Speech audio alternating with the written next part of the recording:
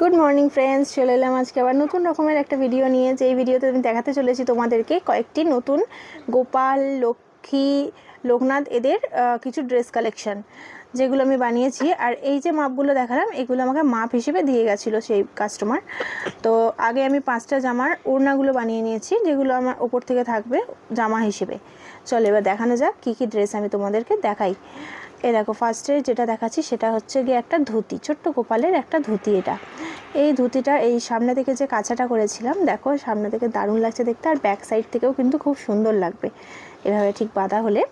হ্যাঁ, এবারে তোমার দেখে নাও, এর তো ওড়নাটা দেখিয়ে দিয়েছি আগে। দেন এই জামাটা দেখো, এটা হচ্ছে রাধারানীর জামা, যেটা তোমার আমি ওপরটা আটকাই না, যেহেতু ঠাকুরের মাপটা মেজারমেন্টটা একদম পারফেক্টলি পাওয়া যায় না। সেক্ষেত্রে এরকমভাবে রাখলে কি হয়, সেটা তার ইচ্ছে মতন সে আটকে নিতে পারে। দেন এটা রয়েছে একটা ঘাগরা, এরও ওড়না দিয়ে দেওয়া হবে উপরে। এরকমই ঠিক 3টে একই সাইজের বানানো হয়েছে।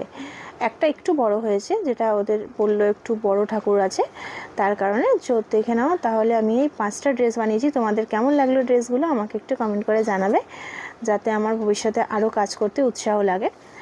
আর এই হয়ে গেল 5টা ড্রেস। এবার এগুলো পরানোর পর কেমন হয়েছে সেটা আমাকে দেখালে আমি নিশ্চয়ই তোমাদের সাথে শেয়ার করব। এবার একটা একটা করে আলাদা ভিডিও দেখে নাও।